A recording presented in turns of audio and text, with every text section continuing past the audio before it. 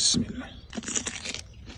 Assalomu alaykum do'stlar. Bugun sizlarga o'zim sevib iste'mol qiladigan, ham foydali, ham tabiiy bo'lgan qizil piyozni eng oson usulda tuzlashni ko'rsataman. Video davomida qanday tayyorlanishini ko'rsataman, kerakli ma'lumotlarni opsiyadan yozib qoldiraman. Birinchi bo'lib piyoz va sarimsoqni ustini artib, yaxshilab chayib olamiz. Sarimsoqni mayda, limon va xom lavlagini yirik to'g'rab olamiz. Stirlangan bankamizga 2 bo'lak lavlagi, ozgina sarimsoq va bankamiz to'lguncha piyozni solamiz. Ustidan issiq suv quyib, bankalarimizni 5 daqiqaga o'z holiga qo'yib qo'yamiz. 5 daqiqadan so'ng suvni to'kib tashlab, 1 osh qoshiq tuz, yarim osh qoshiq shakar solib 70% suzdan 1 choy qoshiqdan qo'shib olamiz. Va so'nggi ishimiz bankalarimiz to'lguncha qaynab turgan suvni solib, xohlasanglar 1 choy qoshiq limon sirkasi, xohlasanglar 2 bo'lak limonni solib, ustini mahkam qilib bekitamiz va 2 kunga xona haroratiga qo'yib qo'yamiz. Do'stlar, bu usulda tuzlangan piyozni foydalari juda ham ko'p. Har kuni kechqurun ovqat bilan 1 bo'lakdan iste'mol qilsangiz, oshqozon hazm qilishga, ichak faoliyati yaxshi ishlashga, immunitet ko'tarilishi, qon yaxshi aylanishi, qon ko'payishi va shamollashlarga juda ham foydali. Do'stlar, sizlar ham albatta tayyorlab ko'ringlar. Sizlarga ham xuddi shunaqa o'xshab tursa, o'xshadi deb yozib yuborsanglar, xursand bo'laman. Videoni yo'qotib qo'ymaslik uchun saqlanib qo'yishni unutmanglar. Ko'rgan vaqtingizga